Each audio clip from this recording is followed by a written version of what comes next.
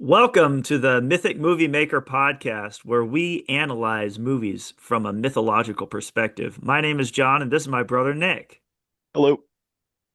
Nick, what movie are we analyzing today? Today we're doing a one-off episode. And this is Jurassic Park.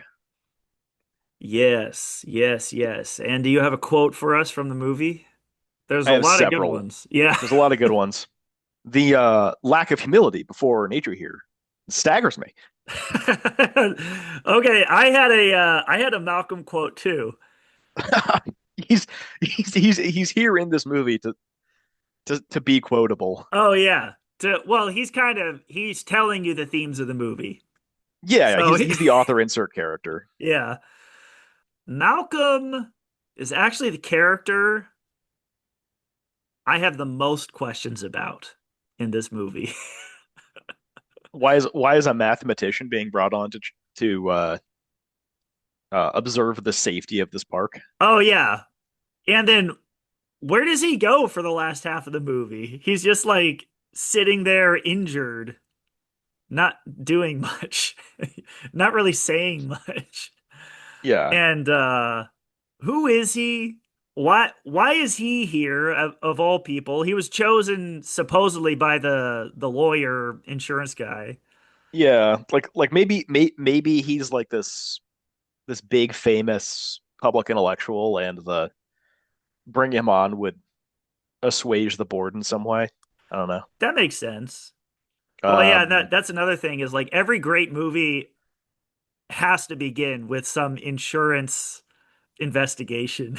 yeah, That's like the mark of a great movie. yeah. The actual very first line of the movie almost ended up as the quote, What was it? which is Hammond hates inspections. They slow everything down Yeah, when they're doing that's the which like that's this is that checks out. it's like the very first hour is just like it's foreshadowing the movie, it's Hmm. like it's just Spielberg like loading up like an entire armory of Chekhov's guns. Like he foreshadows two different scenes in that conversation with the kid. Oh, really? One is he says they're not like T-Rexes, their vision isn't based on movement, and that's brought up later on with the vision is Oh based on yeah. movement thing. Yeah. And then he describes their tactics, and it's exactly what happens with when Muldoon gets eaten by the Velociraptors, where you see one in the clearing, Oh and then the yeah. other one comes in and hits you from the side. Hmm. What did you find interesting about that quote of Malcolm's as opposed to any other? It was funny. The lack of humility before nature staggers me. Yeah. Well, that's the theme of the movie, is that nature can't be controlled, Ye- w- um, and and yes. uh and Hammond's hubris is Nature? nature, Nature or science? nature. But it wasn't nature that was causing the problem. It was science. It was the meddling around with nature. Uh, no, it's like I'm pretty sure it's like it's nature. Maybe the most famous quote of the movie is another Malcolm quote, which is "Life finds a way," Yeah. and like that's what they're trying to do, is they're trying to bottle lightning. They're trying to take these wild animals, which are wilder and more savage and dangerous than current animals, in the context of this movie, Hmm. and like bottle them up in these pens and feed them Yeah. goats and roll through on your Motorized Disneyland car. carts Yeah.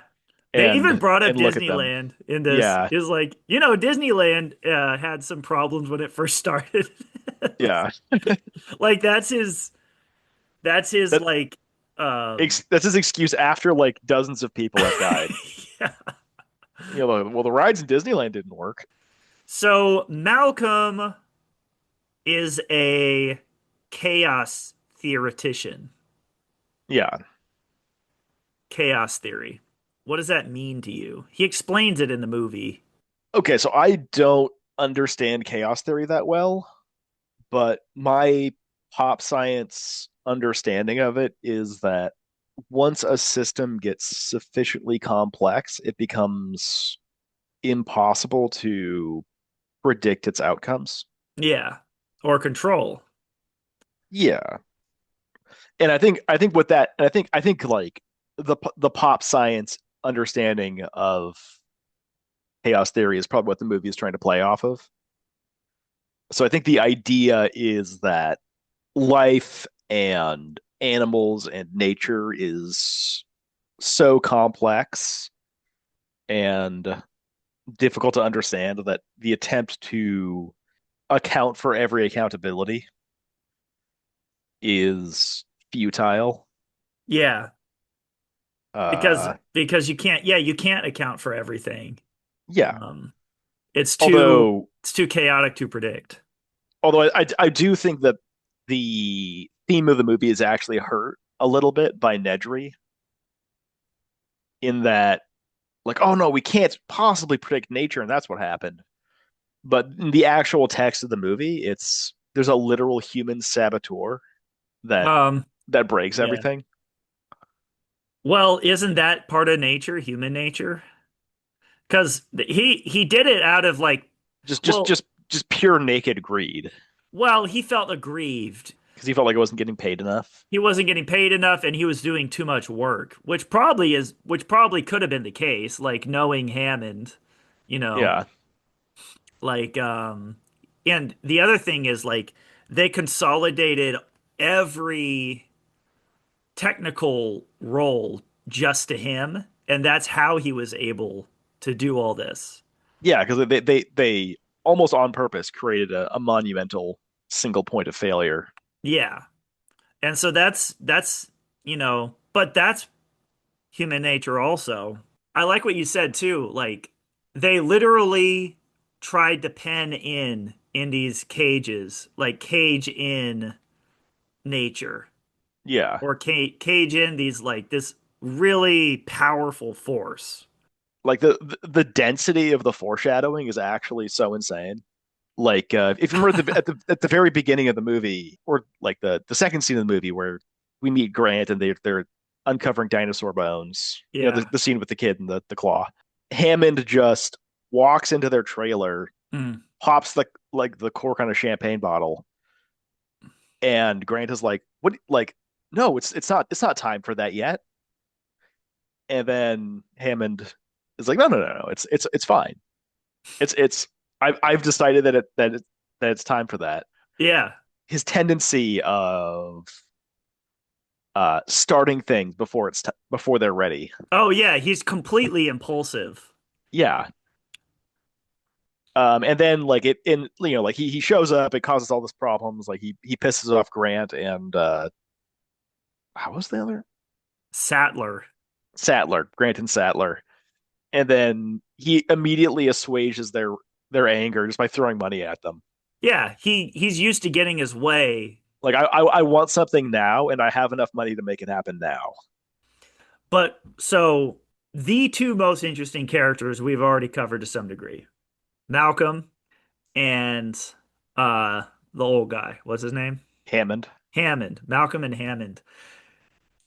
And they're kind of polar opposites. Well, yeah, like from the minute they're both on screen together, they start sparring. Yeah. I have Yeah, he yet another clearly Malcolm is quote not a up here. fan of Yeah, what's going on here. um, when they're on the helicopter on the way in, he says, "Oh, Mr. Hammond doesn't subscribe to chaos," which What is he referring to? uh he's like that. So like this is Malcolm sort of talking about like who he is and what his expertise is and how he's an expert in chaos. Hmm. And I think the intention of the line is pretty clear of like, oh, Mr. Hammond doesn't subscribe to chaos, which is, oh, he thinks everything is can be accounted for and controlled and Hmm. orderly, Hmm. and that that mentality is exactly what it's what gave him the confidence to build the park in the first place, but it's also what gave him the hubris to underestimate the animals. Yeah, completely. And that is exactly how I saw them too. I saw them as, two sides of a coin, which is chaos, the man who sees chaos, which is Malcolm, and the man Malcolm. who sees order, which is Hammond. And Yeah, that's one of those ideological battles that plays out during the movie. yeah, and Malcolm absolutely wins that battle. Yeah, Uh, he's proven right. yeah, Yeah. like Hammond when he does his little flea circus speech, Oh my God, I love which that is speech. which is that's the best scene in the movie is the flea Really? circus speech. Yeah, Yeah. I thought that It was was sort of incredible. when it was sort of him admitting defeat almost. But describe the flea circus speech a little bit. So the whole point of the scene is Malcolm is or not Malcolm, Hammond is kind of like spilling his guts to Sattler and kind of explaining why he was so excited to build Jurassic Park. Hmm. And he was saying, and for context, like a flea circus is where you have like a bunch of little mechanical, like a carousel and trapeze and all the little circus things moving by themselves, Hmm. and then you kind of like pretend that there's little fleas on all the devices that are making them move, but it's actually mechanical. So It's a it's like trick. it's a trick, and he's kind of like admitted like this was his first venture, and he's kind of admitting that like I made this like my first ever thing that I made was fake. It Hmm. wasn't real. It was an illusion, and uh, I got rich off of illusions and fake things, and I just this thing is something this Jurassic Park is something that is real, something that is a true accomplishment. Hmm. He's kind of brought that magic to the real world. He's Yeah, figured out a way. But what's Sattler's response? it's not real. Yeah, she's like, it is an illusion. You just deluded yourself into Yeah. thinking that it was real. And Mm. that was the heartbreaking moment for him because you could tell people never really are able to understand when they're that fundamentally wrong. But Well, yeah, like he's so he like he wasn't trying to fool anyone. Like he absolutely was drinking his own Kool-Aid. exactly, he was the only one that was fooled, really. Yeah, like he brought his own grandchildren to the park, like Yeah, where like in they danger. He didn't where like realize. the reason why they're bringing like Malcolm and Grant and Sattler in is because a man died. Yeah. And they're like and then he's like, this is the perfect occasion to bring my grandkids. So it's Yeah, you could, and that's where you sympathize with him.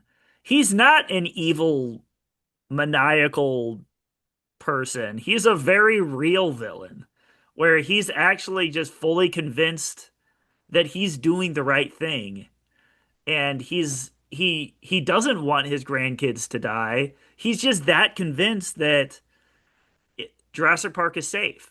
yeah, and then in like the second movie, which I is not the topic of this discussion, but like he actually does have a like character growth in between the two movies Mm. where he decides to turn the island into a like a preserve for dinosaurs where he's like Which is too he's much not better. making yeah well he's well like it's just an island where the dinosaurs are hanging out killing and eating each other. Well, It's that not is like kind of, you're not hurting people. yeah, Like they're just but it's uh still very unnatural. it's a very unnatural thing, but it's kind of you're at least you're not like you're kind of allowing these animals to be in their natural state, and because you're not putting them in pens and breeding them by hand and feeding them goats. Like they're existing as wild animals going forward in the second movie. Yeah, but of course that goes wrong. Don't they That goes escape wrong. that island? I I don't I forget. I I just forget. remember, yeah. Like the whole point of bringing it up was Hammond's character growth and not like Yeah. the actual plot of the second movie. Well, even by the end of this movie, I'm still not convinced that he has learned his lesson at all. Because he mentions something like, we just need to correct this and that, and then I think like, No. Like that he's still growing at that point. Like his arc isn't done yet. hmm, I think by the end of the movie. the completion of his arc is at the very end of the movie when Grant jumps in the car and says, "I've decided not to endorse your park," Yeah. and Hammond responds with "Me too" or something along those lines Oh, of like, true. so True. Yeah. like No, he by the end of does. the He does finally. yeah by the end of the movie his arc is complete and he's sort of seen his folly and has decided that this like turning dinosaurs into a theme park is a bad idea. Yeah. And it is, I mean, it has been mentioned, but it's the most tacky way to, like, if this happened in real life, this would be the tackiest use of this technology. I think okay, no. I don't think that at all. I think that if you brought dinosaurs back, making a dinosaur zoo is the most reasonable thing you could do with them. Yeah. Well, I mean, it is true. Like, that just goes to show, though, how useless it is that what they're doing. Yeah, like these like this is there isn't like any utility to these creatures. Yeah. Like we don't use animals for burden anymore. You know, maybe you can imagine farming them or something, but I mean, and they probably taste like frog, too. So that's not appetizing. no, they probably taste like bird. Well, bird and frog because Oh they yeah, have. because the frog DNA. Yeah, Yeah, you're right. Yeah, they kept bringing that up about the birds. I think And I it's guess it's true, but my understanding is that Michael Crichton's a bit of a science enthusiast. yeah, So like there's probably a lot of bird talk in the actual novel. probably. Which we couldn't be bothered to read. But Yeah, I've actually have been tempted by it. oh, really? Yeah, I've heard it's a really well written book. But the clear the clear implication here in this movie isn't about dinosaurs and whatnot. well, yeah. It's This is a character study of Hammond. Like that's my that's well, I would say that because it's such a successful movie, basically every character is studied. no what I mean is not like that. People talking about the movie talk about Hammond a lot. I'm talking about like like the movie itself is about the character of John Hammond. And what about him? Like his hubris, his how easily he fools himself. The all of the problems stem from his desire to get this thing up and running as quickly as humanly possible. Yeah, His his even his, impulsiveness. yeah his little catchphrase of "We spared no expense." Hmm.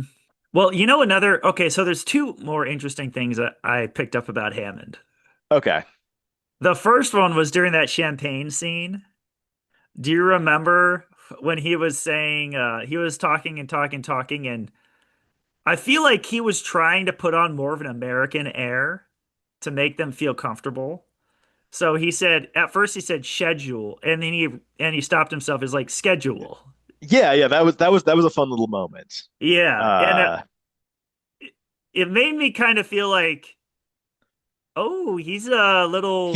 he thinks he's trickier than he is. Yeah, yeah.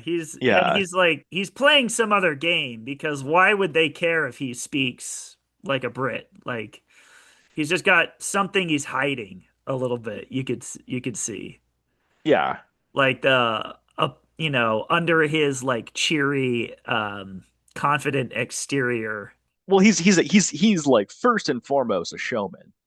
Oh, complete. Oh, he's a P.T. Barnum guy, Yeah, basically. like because he doesn't tell them that he has live dinosaurs Yeah. He wants until them to they're be until impressed they're by on it. the island looking at the True. dinosaurs. And Like their like their faces are shocked when they yeah, like finally like like see. Sattler is like obsessively looking over this leaf, and she's like, "This is an Yeah. extinct leaf. This is the most incredible thing I've ever seen." Hmm. And then there's like the 80-foot tall like Brachiosaurus in the background. And the music plays, and it's a big deal. Hmm. Yeah, so you're right. Maybe like that's what it really was is, and there's like a hidden he probably there's something in him that probably knows he's wrong this whole time that he just won't let himself accept, you know. Yeah, like even bringing his grandkids to the island is almost like a like a show of confidence. To Like, other people, yeah. yeah, exactly. Like I feel so confident that all of these mechanisms are gonna work perfectly. That I'm bringing my own flesh and blood here to.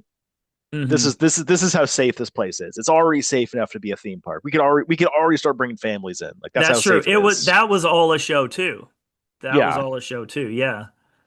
For the he was putting on a show for the lawyer and the scientists and yeah. experts.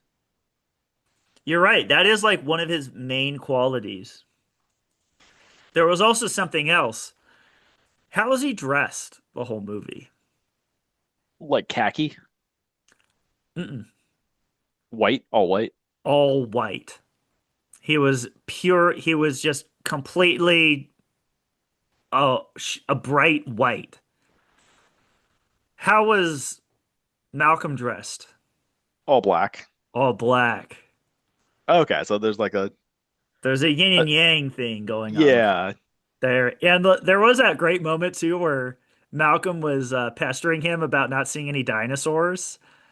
And then Hammond goes, I really hate that man. You know, yeah, because that's his dark side. That's his like alter ego. yeah. It's That's who it's you know like order and chaos exactly. They're sort of opposites. fighting each other, and then after having delivered his payload of chaos exposition, Malcolm quietly disappears from the movie. Yeah. Okay. So, okay. We need to talk about my questions about Malcolm. we got some, Like, I don't we're doing know. some plot hole discussions. No, I don't. I just think that he's a deeply mysterious character, you know, that I just have a lot of questions about. Okay. Yeah, One of the scenes with him, like kind of the pivotal scene, this is where he becomes a disappearing character, is when they're first attacked by the T-Rex.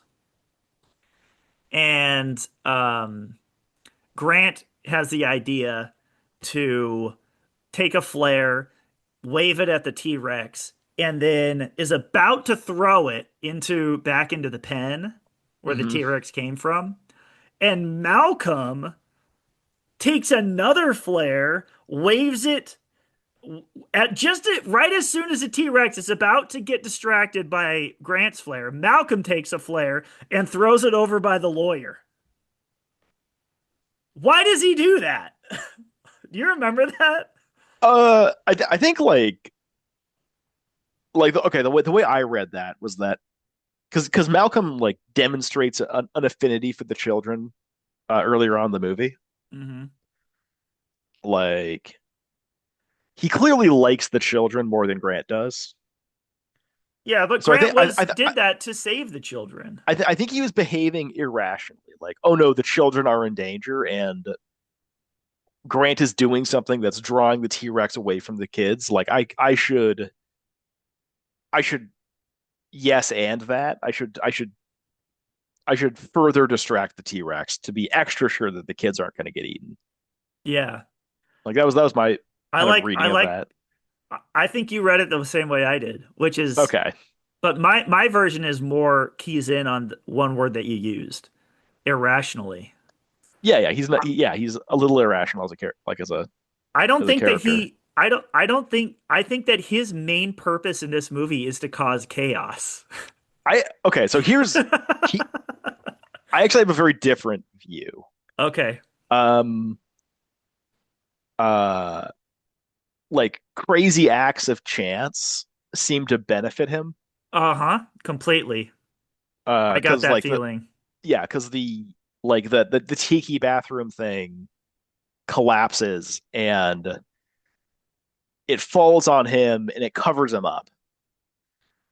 Oh, And I actually didn't notice that. So yeah, he was near the bathroom when it collapsed. yeah, and like the collapsing bathroom like knocks him out and covers him up. Hmm. So the T-Rex is like doesn't hunt him down or try to find him or anything because he's like it can't see him. Hmm. And then it goes and eats the lawyer. Yeah. Um And then so somehow he finds his way out of it. yeah.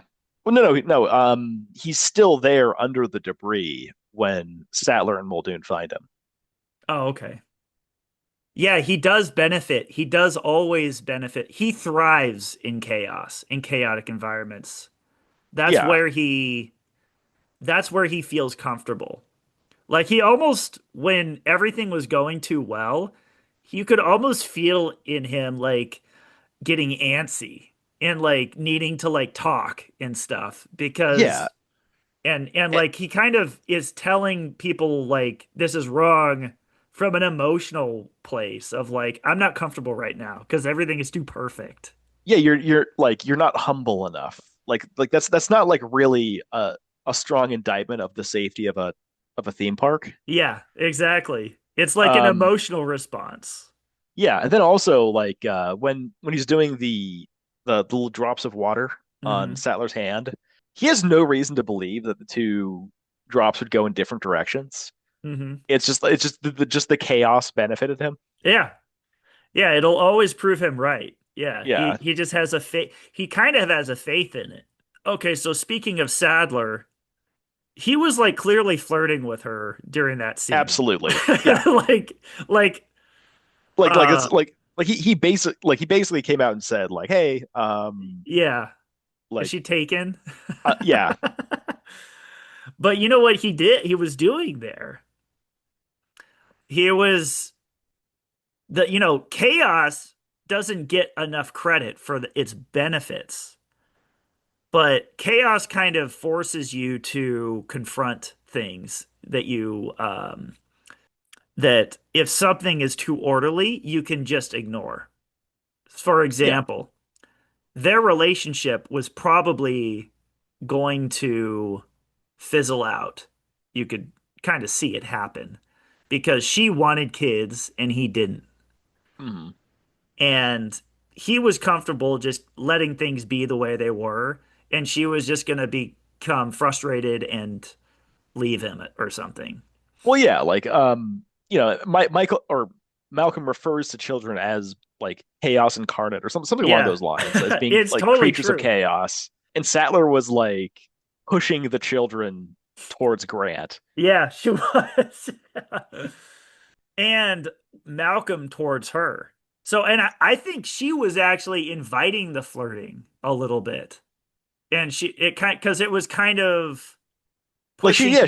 she was kind of like flirting back a little bit. Hmm. Not But not why? in a way. Yeah. Probably because she was getting I don't know if bored is the right word, but like tired of Grant to some extent. Yeah. A little chaos was introduced into their relationship and it caused them to shake things up enough that she got her way, which is funny because that was another theme of the movie too, which is the ultimate domination of the world by women. So there was that I think that was just a joke. I think it was like a just a goof. yeah. Although like Uh, all the big scary dinosaurs were female though, so like there is kind of like a there could be like a feminine empowerment thing going on, but I wasn't reading that as super strong.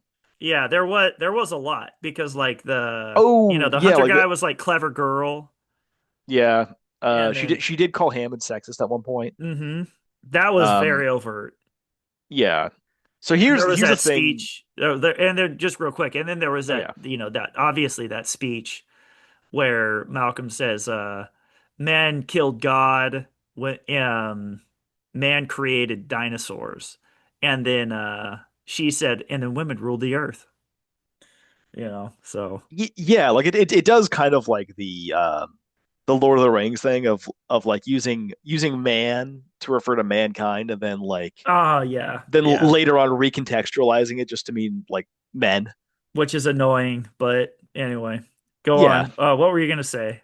Oh yeah, like so a thing like a very funny detail about like the helicopter scene at the beginning Uh-huh. that I wish I caught, but I think I like through somewhere just cultural osmosis. I read somewhere that the when everyone's like plugging their seatbelts in, like the helicopter gets some turbulence and everyone's plugging their seatbelts in. Grant has two female seatbelts Oh, that's right. and he ties them together to secure himself It in looks like the a helix or something. yeah. That's a really, yeah, I mean, I think that was like definitely a clear theme of the movie. And I mean, there were so many cool things too, like little stuff like that. Like when the Velociraptor has the projection of all the genetic code on it. Oh yeah. Like, and there was also the idea of like the Velociraptors, like during that really famous scene in the kitchen. It's no accident that Spielberg set that scene in the kitchen, or Michael Crichton, if that's in the book. But like they were eating food and laughing with each other. And then the dinosaur comes in and he's like, "No, you're the food," you Yeah. know? And then they go to the kitchen and kind of just drive that point in. It's like, "You're food now." Hmm. And then also like I also liked when they were like the first night that they stayed, jumping back to like the first T-Rex attack. They stayed in the tree and Hmm. they just looked like monkeys again. I Like was Planet of the actually like Apes. I was Yeah. actually thinking about that where they were they're like it's going back to your roots Literally. of mammals hiding from the dinosaurs by Yeah. climbing up into the trees. Yeah. It really puts you back in time. And that's kind of like Malcolm's point too, because he was like, the dinosaurs were in the past. They should be in the past. Nature already chose how they were supposed to be. And that nature chose it and said they're in the past. And then you bring them to the present, and with the past and the present now mixing up in this washing machine or this giant like tumbler, now there's chaos. That causes chaos. Yeah. It's like it's past and present now. Like there's like it's like a whole cosmic chaotic battle that the movie is sort of tackling. Like it tackles some huge ideas for like a like I when I was a kid, I kind of just thought Malcolm was funny because Jeff Goldblum is funny and talks funny. And I Yeah. didn't really pay attention to much of what he was saying. I was like, okay, that's a weird guy. But this time I'm sort of like, wow, this guy, like, man, they're putting some interesting things in his mouth. This is tackling some topics that you would not expect them to, be talking about in a blockbuster movie. And then, so the last thing I'll say about Malcolm, over the course of the movie, Hammond gives him more and more power. Because at first he is like, you go here, you go in the car, you do this, shut up, do what you're Hmm. told. You're on my track now. Okay. Well, yeah, like he Hammond actually like gets mad at the scientists for like wanting to linger and look at the dinosaurs Hmm. because he's like, no, no, Gerardo has lunch ready in like 20 minutes. Yeah, exactly. We have to be there for lunch. Yeah. Lunch is going to be cold. That's how he is. Yeah. And he got mad at them for leaving the car and everything is like we should have installed locking mechanisms. Um Which honestly they really should have. they Like should if have. Yeah, completely. Yeah, like if there's like 10,000 volt fence like 5 feet from the car and there's supposed to be children in the cars, yeah. like But it they should. but it's also thematic because that's who Hammond is. He's just fly by the seat of his pants and or just dive right in. Like yeah, like he didn't even anticipate that the people might open the doors. Yeah, because that would be wrong. Why would they Yeah, do that? And it's like, well, I've built this perfect flea circus for them. Why are they yeah. doing their own thing? Yeah. Yeah, I mean, and if you were to live in Malcolm's Park or Hammond's Park, whose park would you want to live in? Hammonds. Yeah. Even still, like, Yeah. what do you think Malcolm's Park would look like? It would just be nature crawling all over the place. Well, no, like he doesn't. I don't think he would do anything. Yeah, Like exactly. He would just be he like, "This he is would there would he wouldn't even make he wouldn't make the dinosaurs. Like he wouldn't certainly not." because the whole like a theme park is like order personified. Hmm. Even like a normal roller coaster theme park. That like the roller coaster is the safest thing you're gonna do that day. Like you're more likely to get injured walking down the stairs after the coaster's over. You're more likely to get injured driving to the park. Yeah. Like a theme park is supposed to be like it's the illusion of danger Oh, is the whole great point of a point. roller coaster. You're totally right. And I guess in that sense, Hammond did make something real. He created yeah, like Yeah. the reason why these animals are exciting is because they're dangerous, and the danger really sort of borne out. Yeah. Well, I mean, that's kind of what she was saying to him too during the flea market speech or the flea circus speech Yeah, like was the notion that he was in control is the real illusion. yes. Yeah.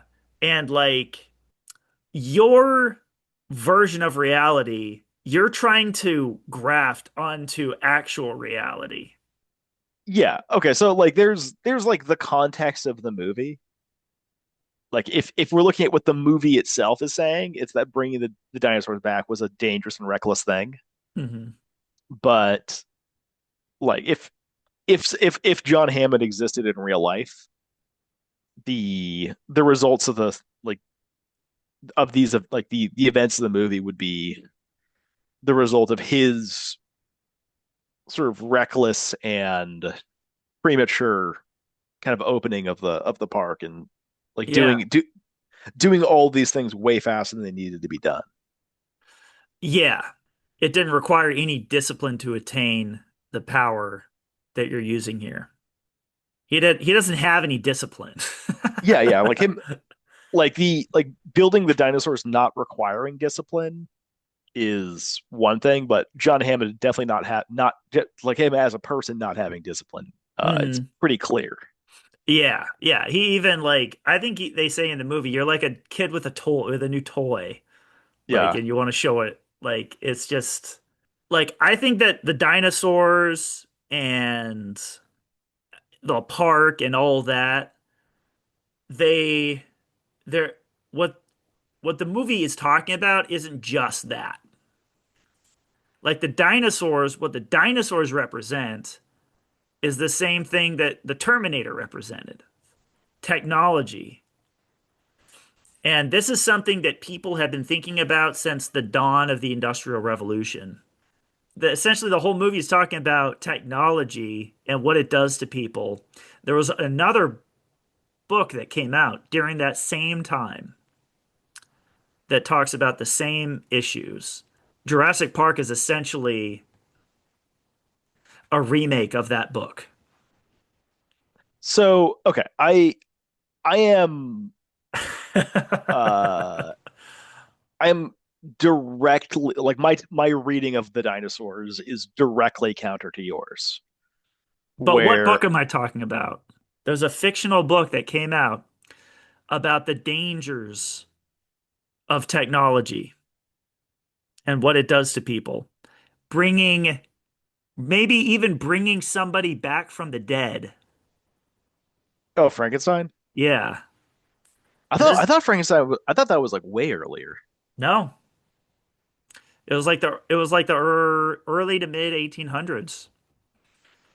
Okay. Yeah. It was written by Percy Shelley's wife, Mary Shelley, and the Yeah, like Romantic poet. I get that there was like a lot of anxiety around technological advancement at the time.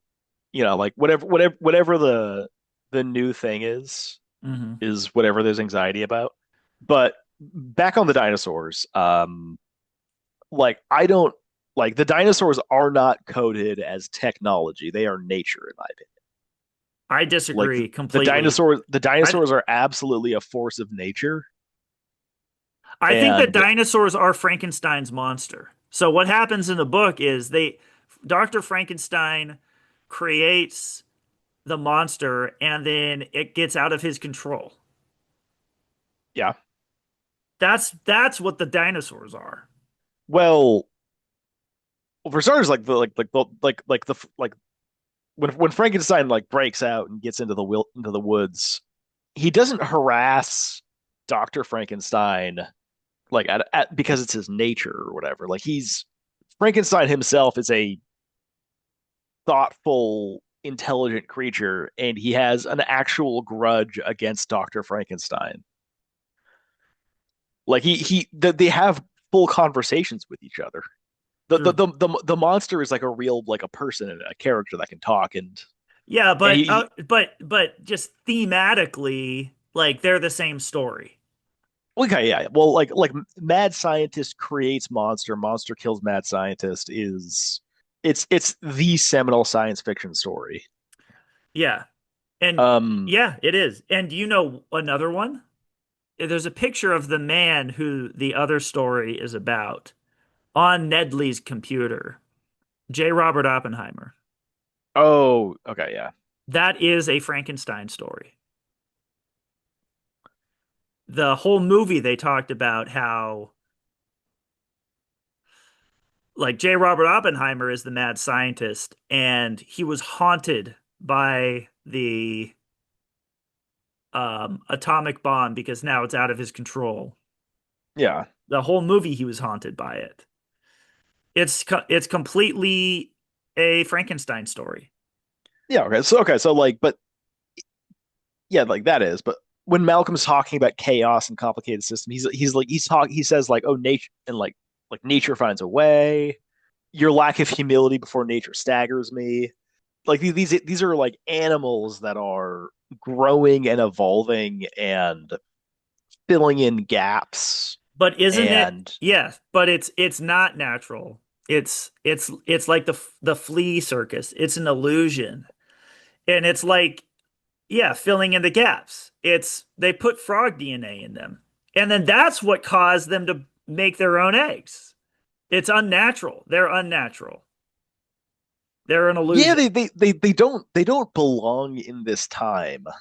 And in And this time, exactly. and that makes them dangerous. Like they're referred to being like natural and animals and they behave like animals. They don't behave like Skynet. They behave like like Jaws. Let's ask this then. What was the difference between Skynet's goals and the dinosaurs' goals? Intelligence. Like Skynet viewed humanity as a threat to its continued existence, Yeah, and it yeah, uh exactly. the like the Raptors, they're they're not doing anything that they didn't evolve to do. Like when Grant is like giving his little speech to the fat kid about the raptor tactics, that's exactly what they do later in the movie. They're they operate on instinct. Hmm. They're natural creatures. And I wonder. the thing that makes them unnatural is that they exist in this time instead of their own time. Mhm. Well, what makes what the dinosaurs are after is what all life is after, which is to continue its own existence. Yeah, to eat and breed and be safe. I would argue that that's also Skynet's. What Skynet's after.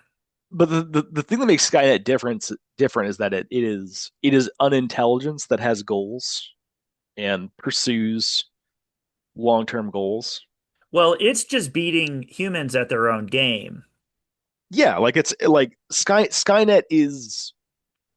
not an animal, it's a person.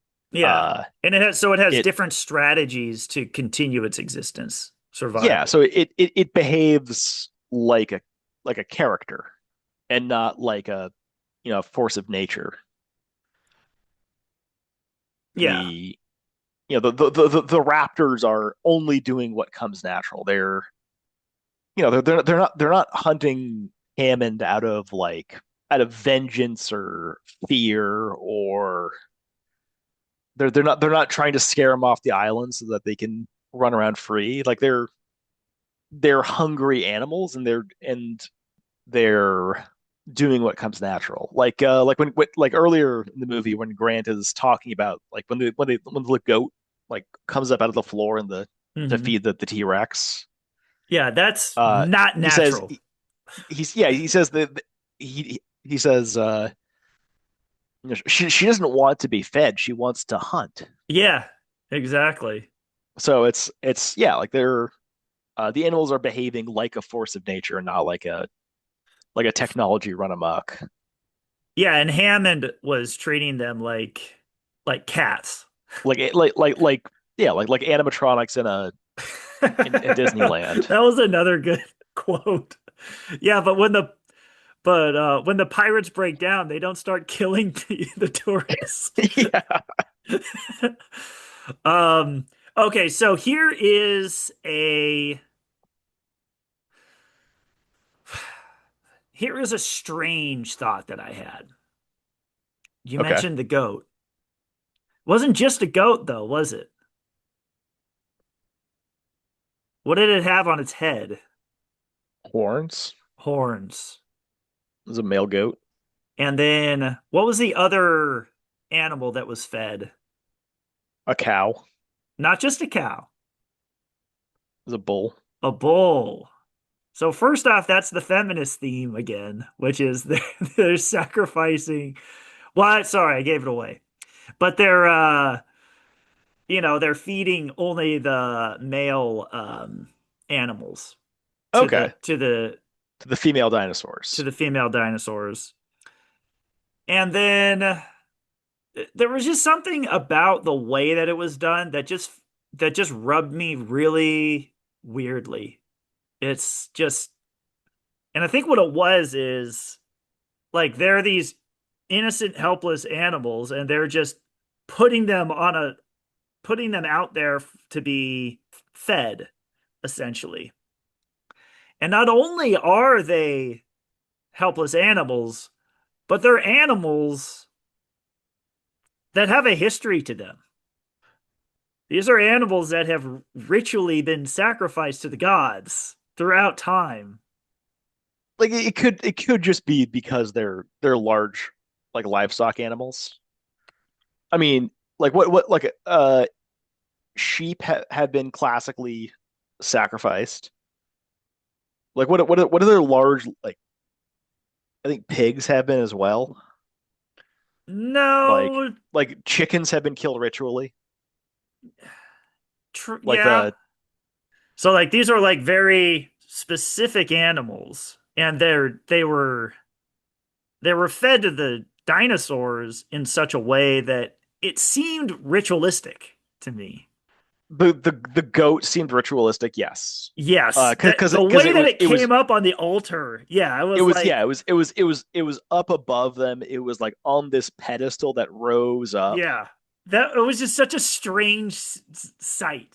Yeah, like it was like the dinosaur eating the goat was almost certainly designed to be like a, if not a ritual, then a production, a show. Yeah, I'm less convinced by the bull sure. because the whole point of the ritual is that it's up on a pedestal and the people can see it. With the bull, it was, they were like, it was invisible to all onlookers. Hmm. Like you don't, it like drops down into this pit, and there's like foliage and it's impossible to see what's going on. And all that's Uh left is mangled harness. yeah.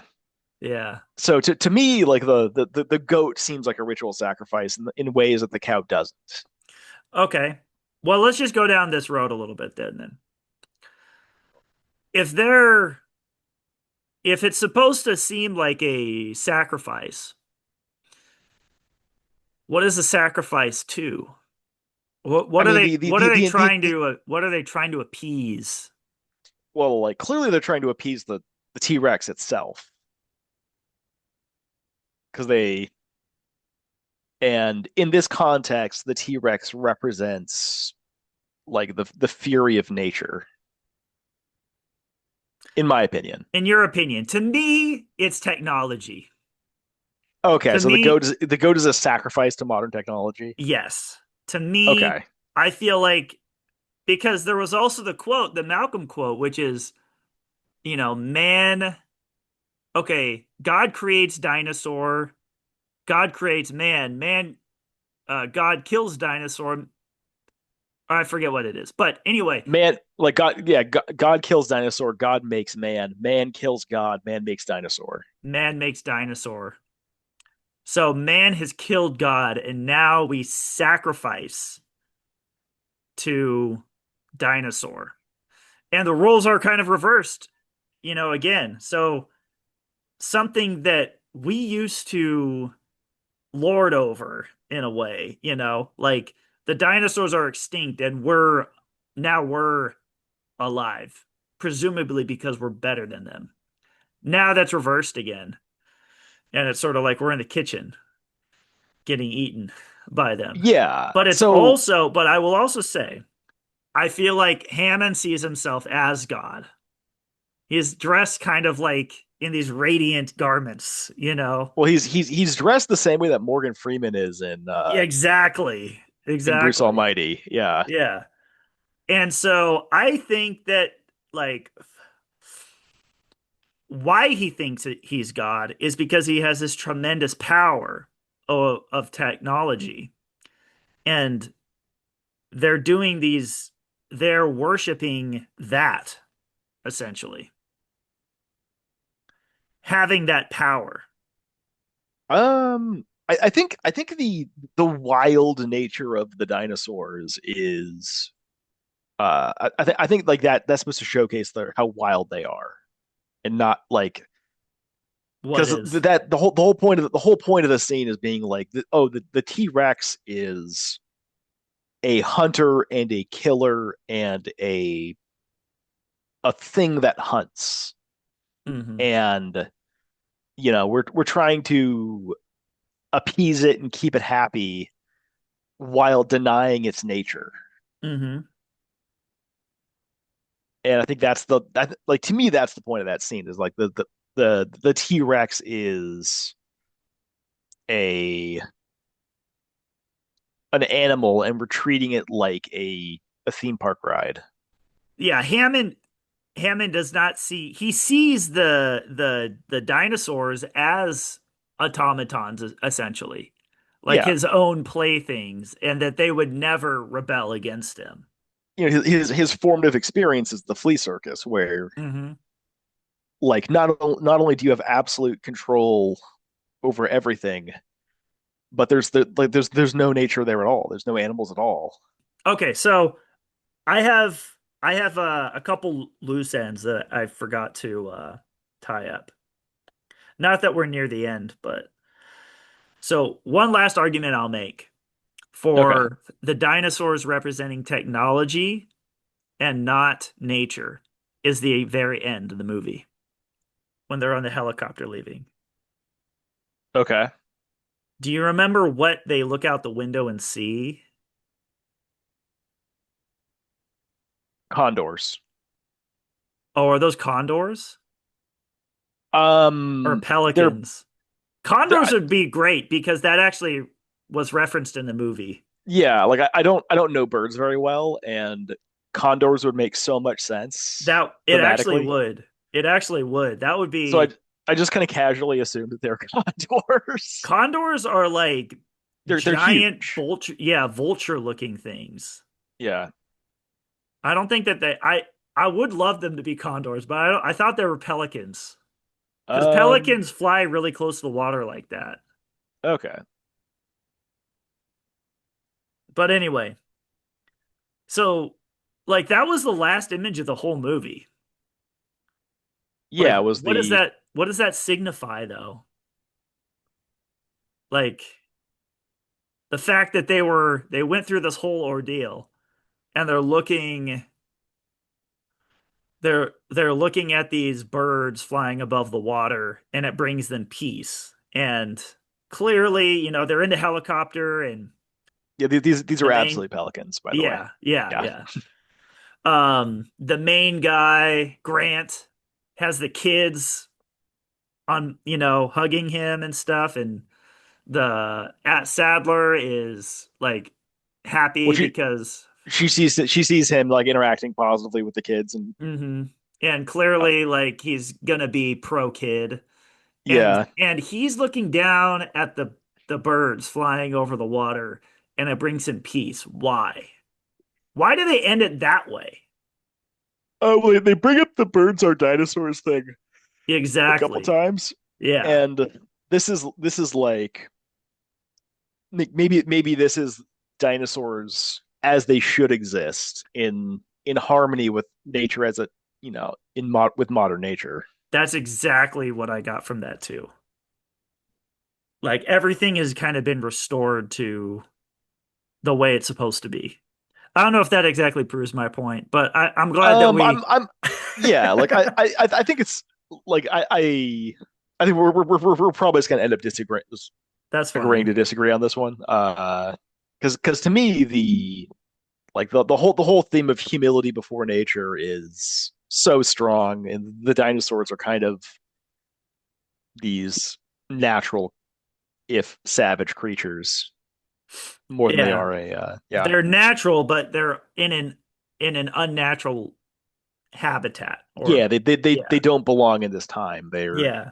They're just they're acting out the of way. place. Yeah, they're acting the way that they're supposed to. They're just not they just kind of Yeah. been plopped down and I think that was another thing that Malcolm actually said was that they they don't know that they're in a theme park. yeah.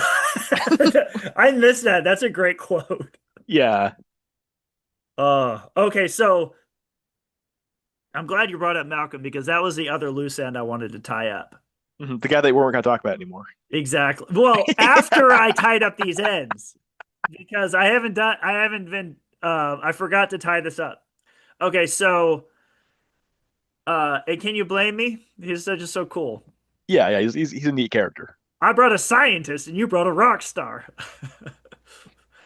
As it becomes clearer that Hammond is losing control, Hmm.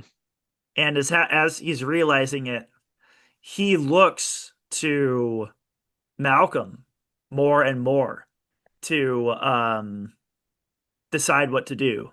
Well, yeah, like as chaos takes over, like we start we need to tap into the chaotician. Exactly. Yeah. He knows what to do in these situations. He thrives in chaos. So Although he doesn't actually he doesn't in a practical sense really provide a lot of guidance on getting out of the situation. There, except for one instance that I can remember. He killed the lawyer guy. Who knows why? Well, I think It like somehow it saved him. I It's don't think he killed the lawyer. I think well, his actions caused the lawyer guy to die, and for okay. everybody else to be saved. You know, which was just a weird. That was just such a weird scene to me. So I think like Spielberg needs to Explain. he needs to be an artist sometimes, and he needs to be a showman other times. Hmm. If the whole movie happened and nobody died to the dinosaurs, Yeah, people be like, "What the then heck?" like also like it just like the menace of the dinosaurs would be so much less. Yeah, but like to me that like you need to like build these characters that are intended to be sacrificial offerings to the dinosaurs. Like you Human. have yeah, human offerings like the lawyer needs to be built up as a like a real human character and not just Yeah, like the worker at the beginning who dies. yeah. He And then was. Nedry needs to be built up as a real character, Yeah, and Raymond needs to be built up as a real character so that their deaths feel impactful and meaningful. yeah, yeah. So Those were the three like people that died, weren't they? And then the hunter guy, the oh yeah, safari Muldoon, like he's Muldoon. I think that was the character that really that's the one that hurts the most like as a survivor. You're like, okay, this is this is the guy that I hang my hat on. Yeah, Like he's if he's I was in the this situation, I would be like, okay, where's Muldoon going? I want to be with Muldoon. yeah, he's the Scatman Crothers in The Shining of this movie, where it's like, okay, our savior is here. As long as he's, oh, he just died. Yeah. We're alone. So what's the point that what I forget what you were saying. Oh yeah, like you were confused about like why the Oh lawyer yeah, needed yeah, to yeah, die, yeah. and But like like, no, to me I it wasn't wasn't confused about that. I was confused about what Malcolm was doing um because it would already being taken care of by Grant. so That's all. I You don't need to have an answer for it. I'm just confused. I was just really confused about it. yeah like to me like it like I wasn't viewing him as a being a rational character in that scene. I was like there's a lot of irrationality going on. Like the little girl who like takes the spotlight and shines it right on the fucking Yeah, dinosaur's face. that was so. That was like And you can have your child characters do dumb things, but I think that was a little beyond the pale. And then like the this the screaming, like whenever like something scary happens, a character has to scream. hmm and then like the kid when he was going down the fence and the it was clear that the electricity was coming back on near the end and the kid was still climbing on the fence and he was scared and they were like Yeah, just get down here jump and I was even like in my seat like what the hell are you doing kid yeah, like yeah. like do you want to get electrocuted and but he was And afraid. it wasn't that long of a drop too. It was like 10 feet. Yeah, and the consequences on the other end were so much worse. Yeah, So, but he was a kid. He was acting irrationally out of fear, and yeah, you know, that was a scene where like where the irrationality of his behavior kind of made sense. yeah, The flashlight, like especially one because it was an older kid, and two, like she was like clearly just curious about the dinosaur and wanted to get a better look at it. hmm Which like curiosity is not an emotion that you're feeling in that situation. Like it's you're feeling terror. Like yeah. you'll like pulling your head out, like sneaking a peek at the dinosaur to see what's going on, like out of No, uh I bought it. I was annoyed as a viewer, like, but like, how many times have you like felt a weird feeling and then gone into another room and turned the light on just to make sure? yeah. You know what I mean? It's kind of like that. But like being scared of the dark because there might be something scary in there is one thing, but knowing the scary thing is right there and shining a light in his face, Yeah. like No, I get it. it I get it. yeah, like it Oh, one that thing I that that will say, that seemed to be like her acting a little too dumb, even for a child. All right, well, bring it up with Steve next month. Um, I will say, since Steven Spielberg is listening, I will say another thing I love about the way that he directs movies is if you're gonna have a scene where it rains, it's like a deluge. That's what you have to do in a movie. It's not like you can't just have it rain. It has to be a rain where there's like waterfalls of mud going, It's Yeah, like yeah, like they're it's like the like greatest rain of old time. it's supposed to be a hurricane. Yeah. Oh wow. Um, I What? said the word hurricane and like thunder happened like the second afterwards. Is it raining up there? I don't know. I haven't looked outside in a couple hours because I've been. Yeah, it's Podcasting. raining. Nice. Well, there you go, Nick. Miracles happen on the Mythic Movie Maker podcast. Yeah. And the rain also, could have been thematic too. This is a stretch. But remember, I had the thought where, Of the flood. No, ooh. no, no. Like I brought that as an example of a ridiculous thing to think. Don't. Oh, okay. Okay. No, it was what he said about the butterfly effect. So like a Oh butterfly yeah, flaps like its wings in China and and a then hurricane happens and so it although sort he of makes you think like, oh, okay. So that's what's like going yeah, it's on. We're kind of in a so chaos. yeah, so the hurricane itself is an act of chaos. Like that seems like Yeah. as an agent of chaos. Exactly. And that's sort of just the world that we're infused in the movie is like we're entering we're entering a realm of just pure chaos for 45 minutes or something. And Yeah. this is what it looks like. This is why it's to be avoided. Hmm. Okay, so this is just still going down this road of Malcolm. He causes chaos with the flare, Hmm. and then he causes chaos in their relationship by flirting with Sattler, and then later on, they start to listen to him a little bit, and then so there's a scene that's pivotal where Hammond starts to listen. He is the last person in the world that would want to listen to Malcolm, but he needs to because that's when Sattler goes in to the place that Samuel L. Jackson tried to, and he didn't come back Hmm. to turn on all the electricity again. And so you have both sides of the coin in the same room, one in white, one in black, looking over this diagram, trying to guide Sattler to the right place. Hammond is looking at the diagram and he's doing it in a very methodical way, which is he's just based on like what's in the diagram. He's telling her, and she can't understand it Yeah. because Walk forward, take a right. yeah, it's not it's just clearly not meant to be read and interpreted by somebody who's actually there.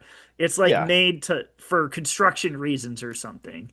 And Malcolm just says follow the pipes. Yeah, follow the pipes. They're going to lead to the electrical box because that's where they come from. And so it's Yeah. like this guy, and then he has to like take the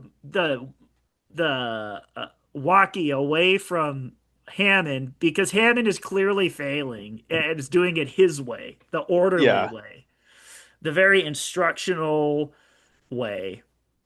And he has to give it to Malcolm, and Malcolm is very comfortable in chaotic situations. So he says exactly what the most simple, clear instruct guidance would be. And Yeah, it, like you're explaining it to a child. yeah, but it's like it's a very practical, on boots on the ground sort of way of explaining, giving somebody direction.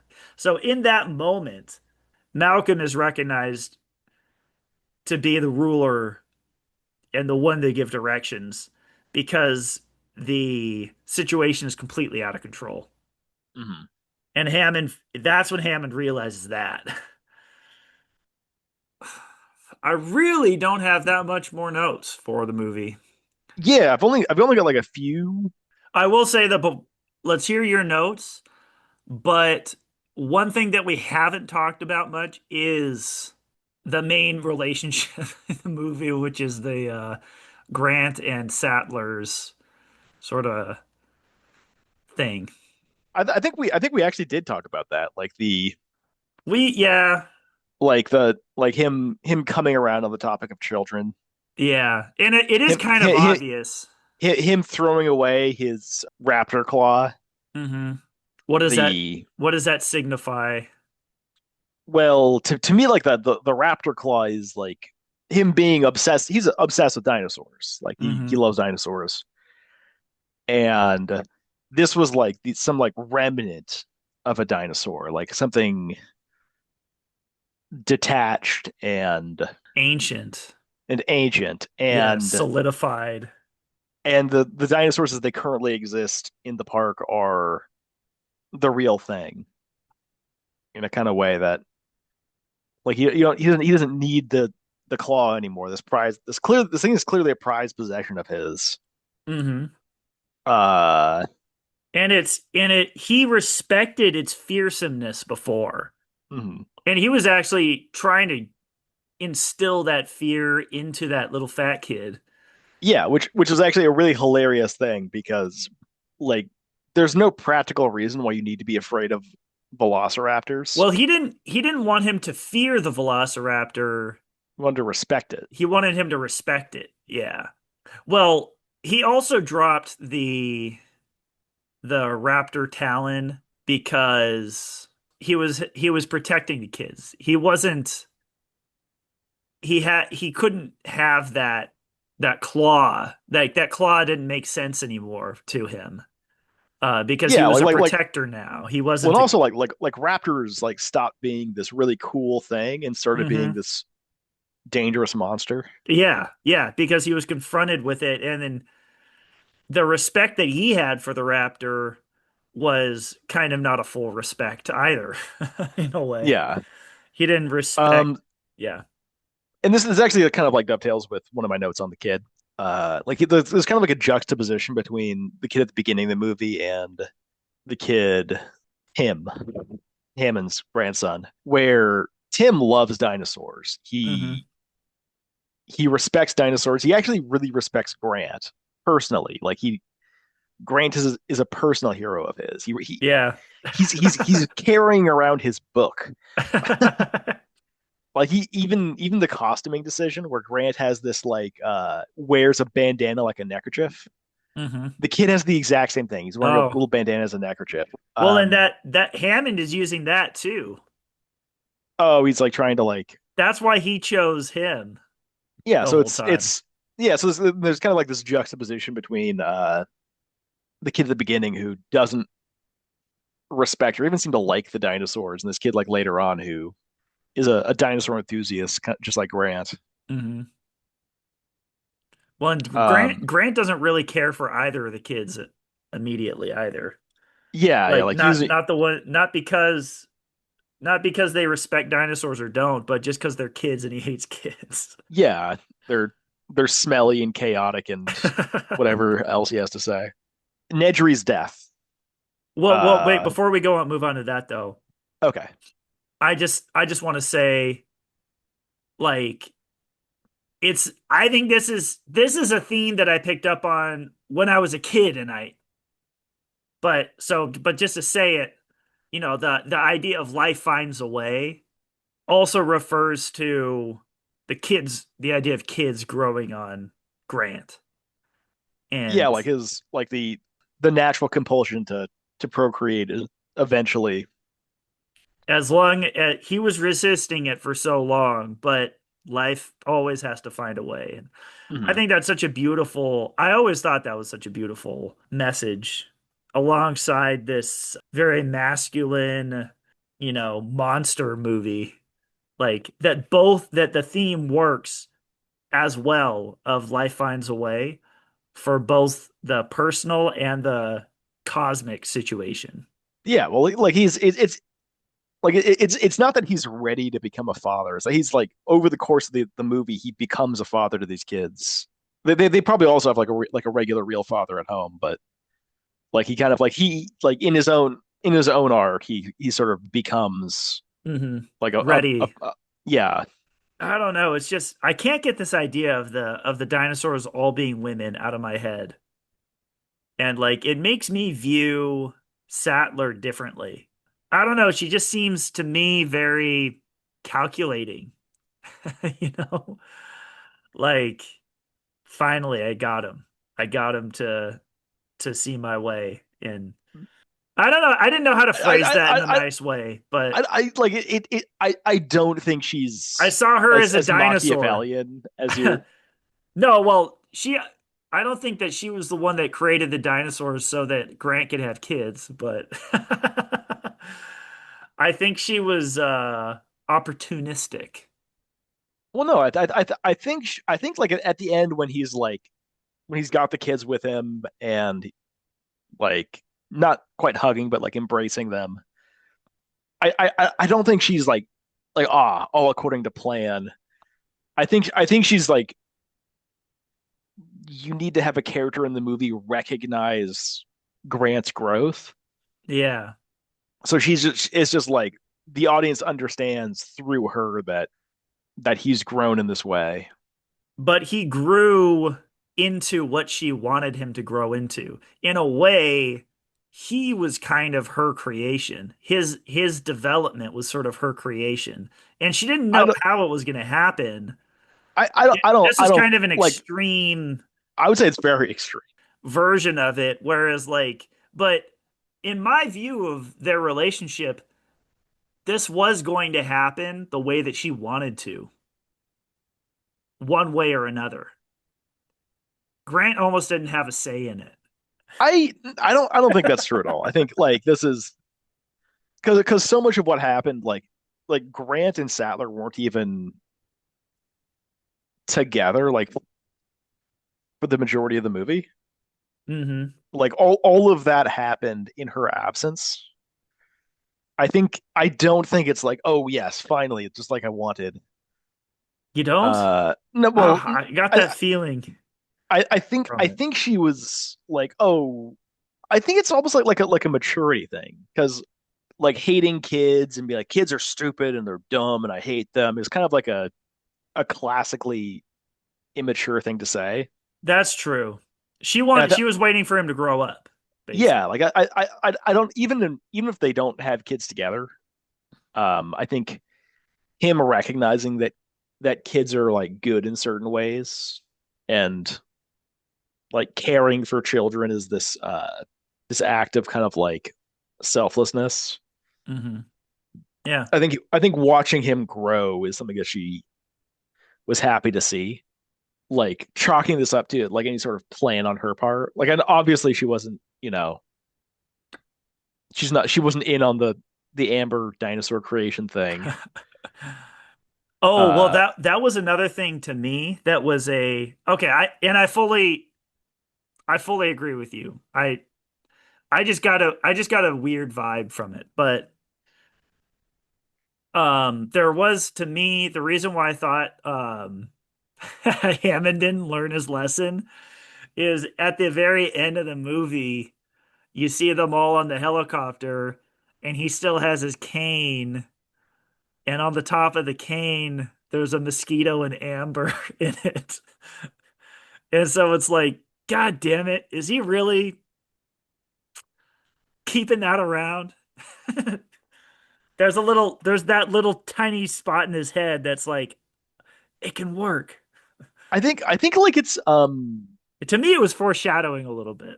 to me it was like he was carrying the cane around as a reminder Folly. of his folly. Yeah. But knowing him, Nick, I think he's gonna get drunk on champagne one night and be like, you know what?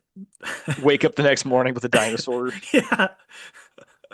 Ah, fuck! I made another dinosaur. Yeah. And his kids are like, Grandpa, you said you wouldn't. I lied. Now get on the altar with the goat. But that's just sort Um, of anyway. Okay, so you said Nedry. Nedry. I think the imagery of him being blinded by his greed is so strong that that has to be the intention because he's blinded twice. I He like that. loses he loses his glasses, then he gets Yeah. shot in the face by the poison monster. Yeah. What do you make of the shaving cream device? It's something innocuous because that's where they put that's where he puts all of The eggs or the the eggs. embryos. Yeah. Yeah. And part of me was like, because they made a big deal about like it getting buried by the mud and stuff. I think that was just like highlighting Nedry's folly of him Yeah, like all that killing a work. yeah, And like all that work, all those people that died, he died hmm just to get this container of embryos to a boat hmm and this container that he was going to get paid like $30 million or whatever for is just buried in the ground. It's just gone. but yeah, I like what you said about he was just blinded by greed, and he represents kind of like the scientific community, I suppose, when they Well, but lose. he didn't do any of the science shit. He just Yeah, he was he was a technical guy. yeah Well, what he is was he? like like if any character in the entire movie can be considered an agent of chaos, it'd be Nedry. Like his workspace was just a giant mess. Like it was his actions that caused like all the chaos in the park. Hmm Like none of the events of the story would have happened if he was just competent. Yeah. Like even if he was a better thief, none of this would have happened. Yeah. He he took I mean, talk about reckless. He took such he yeah, he did he went to the most extreme destructive lengths to steal those things. Yeah. Uh, yeah, that was pretty crazy. Anything else? Oh. The Here. sense of awe that the dinosaurs inspire is hmm really appropriate. Like everyone's kind of flabbergasted by how awesome and beautiful these giant dinosaurs are. hmm In the first scene where you see the big dinosaurs, all of that is gone later on in the series. When the Oh transform yeah. the transformation of sort of awesome and beautiful creatures into like commodities to be packaged and sold is kind of an unintended story of the series itself. Like by like they're still making these movies nowadays. Yeah, yeah, it's kind of So they've packaged it up and put it on a lunchbox. yeah, that was one of those things that I kind of was thinking to myself too, because just technically, like this movie kind of does reflect the themes in the movie in a way. Yeah, Like Steven Spielberg made a dinosaur look real, yeah, right? yeah. Like this movie came out in 1993, Yeah, and the dinosaurs still kind of look kind of good. yeah. It's But like the whole movie hinged on the dinosaurs looking real. If the dinosaurs yeah, didn't look real, you don't have a movie. He created an illusion that worked. So is Steven Spielberg Hammond or Malcolm or a mix? he's he's Hammond. Malcolm doesn't make things. Yeah, true. So he's Hammond. Yeah, Hammond So who's the villain of the movie? Like, does the movie need a villain? No, I guess not. I guess I mean, this the is closer dinosaurs to are. being a disaster movie than it is to being a monster movie. Yeah. Yeah, but I don't know. I thought that was an interesting idea. Like Spielberg in a way brought dinosaurs back to life. In his own way. He was able to. That's the power of cinema, you know, Hmm. for us to experience that in a safe way, I guess. Like when you go to Pirates of the Caribbean, Yeah, the movie, pirates don't come out and start killing the moviegoers. yeah. Like the worst that a movie can be is bad. Yeah, exactly. Uh, if you recklessly make a movie, you end up with a bad movie. If you recklessly make a zoo, then you have people and animals dying. Yeah, I, I think I'm I uh I'm out of notes. yeah, I think we just about covered it. And after careful consideration, Nick, Hmm. I do endorse this podcast. And that So do was I. the Mythic Movie Maker Podcast. Woo.